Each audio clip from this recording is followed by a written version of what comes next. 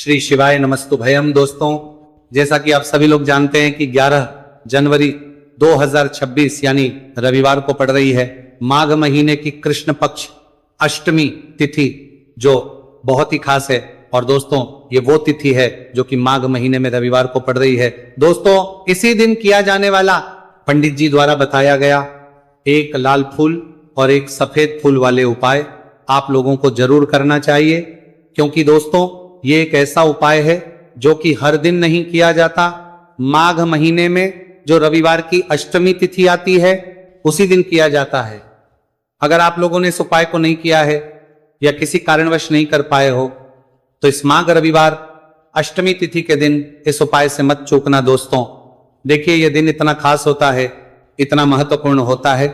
देखा गया है कभी कभी बड़े बड़े पूजा पाठ अनुष्ठान से जो मनोकामना पूर्ण नहीं होती है, वह माघ रविवार के दिन एक छोटे से करने से ही आपकी मनोकामना पूर्ण हो जाती है। और बहुत सारे लोगों ने इस उपाय को किया भी है और उनको इस उपाय को करने का फल भी जरूर मिला है। अगर आप लोग भी इस उपाय को इस रविवार के दिन करना चाहते हैं तो आप इस उपाय को पहले अच्छे से समझ लेना, सुन लेना, उसके बाद करना। आपको इस उपाय का फल जरूर मिलेगा, आपकी सभी मनोकामनाएं पूरी हो जाएंगी। दोस्तों, हम आपको यहाँ पर बता दें कि ये जो एक लाल फूल और एक सफेद फूल वाले उपाय है, ये उपाय पंडित जी ने अपनी अभी की सीहोर की कथा में ही बताया है। उपाय को करने से आपके घर में चाहे किसी भी प्रकार की दुहक और समस्या क्यों ना चल रही हो, आपको उसका कारण भी नहीं पता है कि भाई ये समस्या किस कारण से चल रही है, उसका कुछ भी कारण हो सकता है। जैसे पितृदोष हो सकता है, काल सर्प दोष हो सकता है, या किसी भी तरह का मंगल दोष भी हो सकता है, और भी बहुत तरह के दोष होते हैं, कुछ भी हो सकता है। पर आपको इस उपाय को करने के लिए अपने दोष को पता लगाने की भी जरूरत है। आपके घर में किस कारण से इतनी दुख और परेशानी आ रही है वो भी आपको पता लगाने की जरूरत नहीं है। बस रविवार को अष्टमी तिथि के दिन इस उपाय को कर लेना है, क्योंकि इसी एकमात्र उपाय को करने से आपके पूरे घर परिवार में सुख और शांति हो जाएगी। आपके घर में अच्छे अच्छे काम होने लगेंगे, आपकी जो भी मनोकामना होगी वो भी धीरे धीरे करके पूर्ण होना शुरू हो जाएगी। अब हम समझते हैं इस एक लाल फूल और एक सफेद फूल वाले उपाय को आपको करना कैसे है, किसको करना है, किस करना है और कैसे करना है। देखो, उपाय बिल्कुल आसान है, बस समझने वाली बात है। ध्यान से समझिए, उसके बाद ही आप लोग जो है इस उपाय को जरूर कीजिएगा। सबसे पहली चीज हम लोग ये समझते हैं कि इस एक लाल फूल और एक सफेद फूल वाले उपाय को इस आने वाली रविवार अष्टमी तिथि के दिन किसको करना है।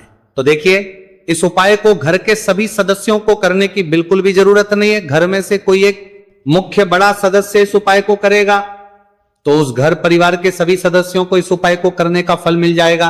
पर वो बड़ा सदस्य कौन होगा, कौन व्यक्ति इस उपाय को करेगा, तो यहां पर देखिए हम आपको बता दें, घर की जो बड़ी माताएं बहनें होंगी, घर की बड़ी माताओं बहनों में से कोई भी एक माता बहन इस वाले उपाय को कर सकती है। अपने पूरे घर परिवार के लिए घर में सभी सदस्यों को इस उपाय को करने की जरूरत नहीं है। मात्र घर की जो माताएं बहनें हैं उनमें से कोई भी एक माता बहन इस वाले उपाय को करेगी तो उसके घर परिवार के पूरे सदस्यों को इस उपाय का फल मिलेगा। अगर किसी कारणवश माताएं बहनें घर में उपस्थित ना हो या वो इस उपाय को ना कर रही हो, कुछ दिक्कत हो, तो भाई उस जगह पर फिर घर का कोई बड़ा व्यक्ति भी इस उपाय को कर सकता है। माताओं बहनों के कहने का मतलब यह था कि माताएं बहनें घर की लक्ष्मी होती है। जब घर की लक्ष्मी कोई उपाय करती है तो निश्चित ही भगवान शिव जी जल्दी प्रसन्न होते हैं और उपाय का फल में बहुत जल्दी और बहुत बड़ा करके भी यहां पर देते हैं। तो आप लोग ये बात समझ गए होंगे। अब हम ये बात समझते हैं कि इस वाले उपाय को हमें करना किस समय है। एक लाल फूल और एक सफेद फूल वाले उपाय को हमें अष्टमी तिथि के दिन करना किस समय है। तो देखिए, इस उपाय को करने का जो समय है, सुबह का समय भी है और शाम का समय भी है। अब देखिए, यहां पर हम मुख्य रूप से सुबह का समय नहीं बोलेंगे, क्योंकि देखिए ये जो अष्टमी तिथि है, और आप सभी लोग जानते हैं रविवार अष्टमी तिथि के दिन का प्रदोष काल का मतलब शाम का जो समय होता है ना, इस दिन भगवान शिव जी का सबसे प्रिय दिन होता है।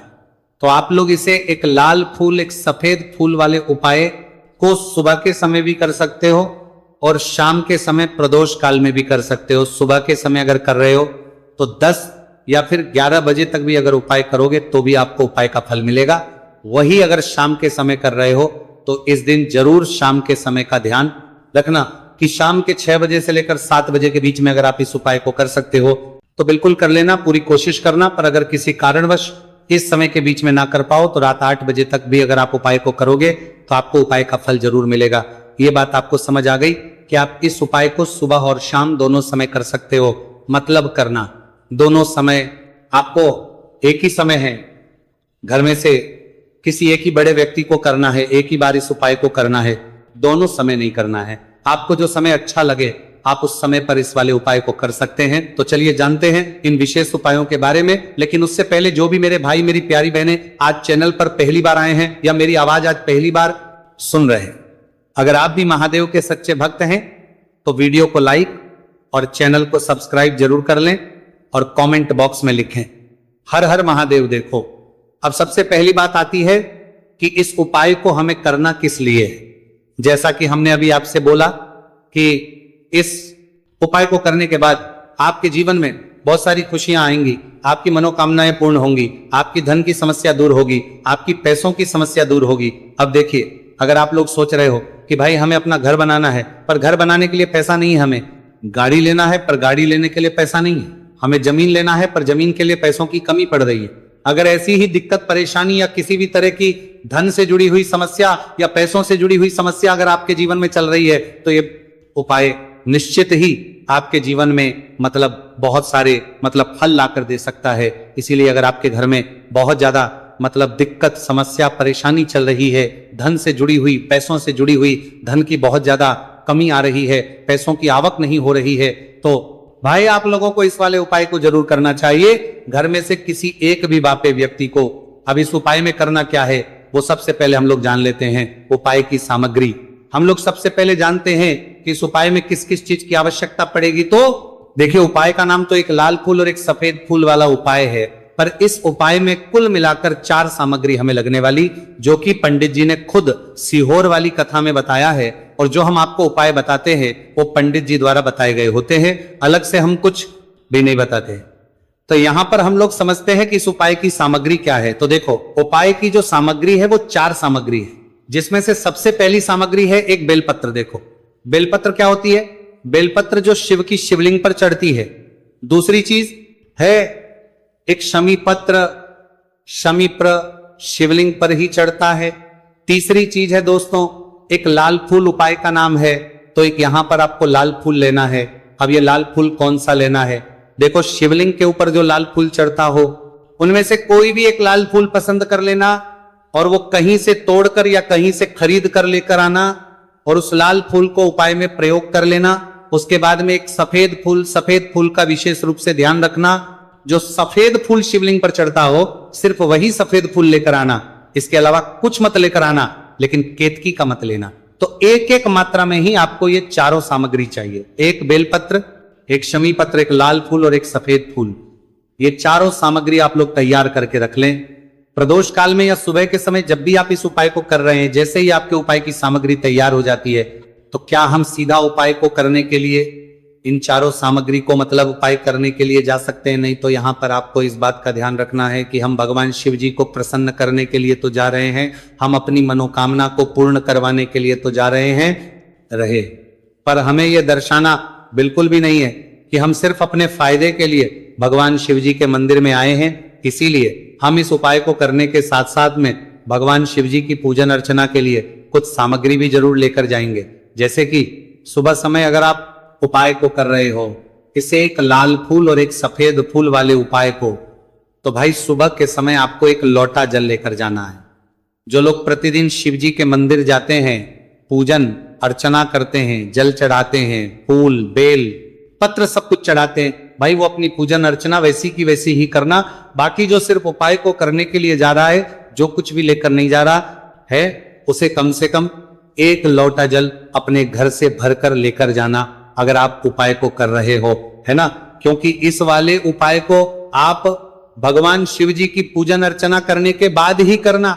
वहीं अगर बात करें शाम के समय की, अगर कोई व्यक्ति शाम के समय प्रदोष काल में इस वाले उपाय को कर रहा है तो भाई आपको मात्र एक घी का दीपक तैयार करना है। ये बात हम हमेशा बोलते हैं, शाम के समय प्रदोष काल में कोई कर रहे हो ना, तो दीपक का विशेष महत्व होता है। रविवार, अष्टमी तिथि दिन का प्रदोष काल में जो भी व्यक्ति दीपक जलाता है ना भगवान शिव जी के मंदिर में, भाई उसके जीवन से सारी दुख और परेशानियां भी दूर होती है। तो भाई इस दिन दीपक का विशेष रूप से ध्यान रखना आप लोग। अगर आप इस उपाय को शाम के समय प्रदोष काल में कर रहे हो, है ना, ये जो दीपक आप लोगे ये आटे का लोगे। जो आटा आप गूंद दोगे उसके अंदर कुछ भी मत डालना, मात्र सादा आटा लगाकर उसे तैयार कर लेना और एक मीडियम साइज का दीपक तैयार कर लेना। दीपक ना ज्यादा छोटा हो ना ज्यादा बड़ा हो, है ना। उसके बाद में दीपक आपका तैयार हो जाए तो इसके अंदर जो बत्ती रखोगे वो गोल बत्ती रखोगे। देखो गोल बत्ती भी दो तरह की होगी, एक बाजार की और एक घर वाली। तो कोशिश करना अपने घर में जो रुई रखी हुई है उस रुई से आप लोग एक गोल बत्ती अपने ही हाथों से बनाओ। उपाय का फल अच्छा मिलता है। भगवान शिव जी जल्दी प्रसन्न होते हैं। जब हम किसी भी उपाय को अपने हाथों से परिश्रम करके तैयार करते हैं तो आपको उस दीपक के अंदर एक गोल बत्ती रख देनी है। इसके अंदर जो चीज आप लोग डालोगे वो डालोगे शुद्ध देसी गाय का घी। इस बात का विशेष रूप से ध्यान रखना, शुद्ध देसी गाय का घी ही डालना है, तेल वगैरह नहीं। आज के दिन तो मत डालना, रविवार अष्टमी तिथि के दिन, क्योंकि भगवान शिव जी का सबसे प्रिय दिन और प्रिय समय पर हम लोग इस वाले उपाय को कर रहे हैं। तो थोड़ा सा शुद्ध गाय का घी इतना डालना कि वो दीपक कुछ समय तक चल सके। ना बाजार वाला मिलावटी घी डालना, ना भैंस का घी डालना, शुद्ध देसी गाय का घी। आपको ढूंढने में थोड़ी मतलब मेहनत लगेगी और महंगा भी मिलेगा, पर गाय के घी से भगवान शिव जी प्रसन्न होते हैं और उसी शुद्ध देसी गाय के घी से घर में बरकत भी बनी रहती है और हमारे घर में सुख शांति भी बनी रहती है। इसलिए इस शुद्ध देसी गाय का घी अपने घर में हमेशा रखा करो। वो भगवान शिव जी के कार्यों में भी उपयोग में आता है और उपायों में भी हम लोग प्रयोग कर सकते हैं। तो यहाँ पर आपकी सारी तैयारियां हो चुकी है। उपाय को करते समय शुद्धता का विशेष रूप से ध्यान रखिएगा। सुबह कर रहे हो तो भाई सुबह तो आपको स्नान करना ही करना है। बाकी शाम को कर रहे हो तो शाम को मात्र हाथ मुंह धोकर भी आप लोग इस वाले उपाय को कर सकते हो। कोई दिक्कत वाली बात नहीं है भाई। उपाय की पूरी सामग्री तैयार कर और पूजन सामग्री लेकर आपको भगवान शिव जी के मंदिर पहुंचना है, जो आपके घर के पास में हो, जहां पर शिवलिंग विराजित हो, शिवालय हो, वहां पर आप लोगों को पहुंचना है। और जैसे ही आप भगवान शिव जी के मंदिर में पहुंचते हो वहां पर सबके साथ जाकर ही उपाय शुरू नहीं करना है। पहले आपको भगवान शिव जी की पूजन अर्चना करना है। पूजन अर्चना कैसे करोगे? सुबह के समय गए हो तो एक लोटा जल वगैरह जो भी पूजन सामग्री लेकर गए हो उससे पहले पूजन सामग्री आप लोग मतलब पूजन भगवान शिव जी की कर लो। जो व्यक्ति सिर्फ एक लोटा जल लेकर गए हैं वो शिव जी के शिवलिंग पर मात्र एक लोटा जल एक धारा से धीरे धीरे करके चढ़ा लो। अपनी पूजन अर्चना आप लोग जो है पूरी कर लो पहले। उसी के बाद अगर आप शाम के समय कर रहे हो तो पहले जाकर बैठना है भगवान शिव जी के शिवलिंग के पास में। आप जो दीपक तैयार करके लेकर आए हो उस दीपक को पहले जलाना है।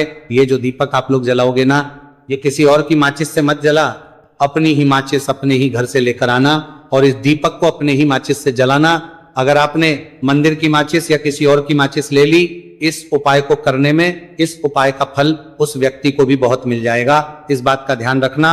अपने घर से अपनी ही माचिस लेकर जाना और इस दीपक को जलाना।